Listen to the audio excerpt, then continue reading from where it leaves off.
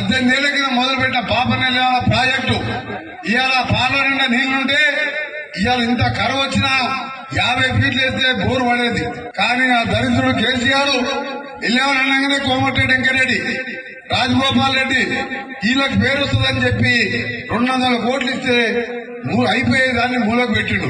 అందుకే మీ అందరికి చెప్తున్నా, మొదటిసారి వచ్చిన సందర్భంగా మళ్ళా వానకాలం వచ్చే లోపు అన్ని కాలువలు తీపించి చుట్టుపక్కల అన్ని గ్రామాల చెరువులు నింపించి ఈ చెరువులు కూడా ఎప్పుడు నిండుగా ఉంచి మన గ్రామానే కాదు చుట్టుపక్కల నార్కెట్పల్లి, నల్గొండ మండలం, కట్టంగూరు మండలం ఎప్పుడు కూడా పులిపల్పుల వరకు, కల్వలపల్లి చెరువు వరకు చెరువు నిండా నీళ్లుంచాలి.